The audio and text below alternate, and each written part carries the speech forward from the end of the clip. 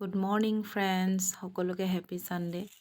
মোৰ কিন্তু lazy Sunday. আজি এয়া ছানডে বুলি একো বনাবলৈ মন যোৱা নাই, সেইকাৰণে ভাবিলোঁ চিল্লাকে বনাওঁ। চিম্পলকৈ চিল্লাটো বনাই লৈছোঁ আৰু লগত আমলেট। এয়া আমাৰ মৰ্ণিং ব্ৰেকফাষ্ট। আৰু ইফালে চাইছোঁ বেটাই কি কৰি আছে। সি ধুনীয়াকৈ নিজৰ মতে খেলি আছে, ধুনীয়াকৈ গান গাই আছে সি।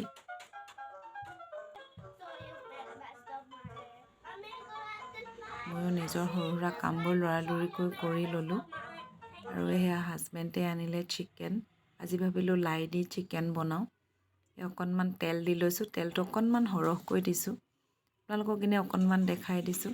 আদা ৰচুন দিয়াৰ সময়তে কেমেৰাটো অফ হৈ থাকিলে, পিছৰখিনিহে দেখাইছোঁ। আদা ৰচুন দিয়াৰ পিছতে হালধি আদা ৰচুন দি চিকেনখিনি দি দিছোঁ, অকণমান থৈ দিছোঁ।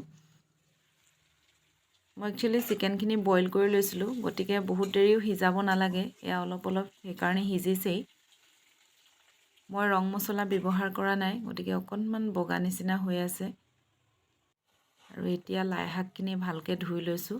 লাই শাকখিনি মই কুটি নিদিওঁ, হাতেৰে ছিঙি ছিঙি দি দিছোঁ। অকণমান ডাঙৰ হৈ থাকিলে খাবলৈ মোৰ ভাল লাগে, সেইকাৰণে হাতেৰেই এৰুৱাই দিছোঁ।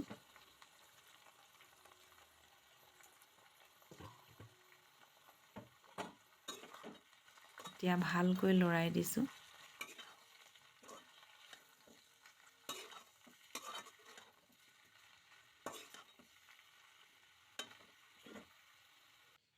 চাওক, লাই শাকখিনি দি দিছোঁ। মই ঢাকন ব্যৱহাৰ নকৰোঁ, কাৰণ পানী পানী হৈ যাব। মই ঢাকন খুলিয়েই বনাম, অকণমান ষ্টিমত ৰাখি পেলাই। এয়া অলৰেডি হৈছে অলপমান।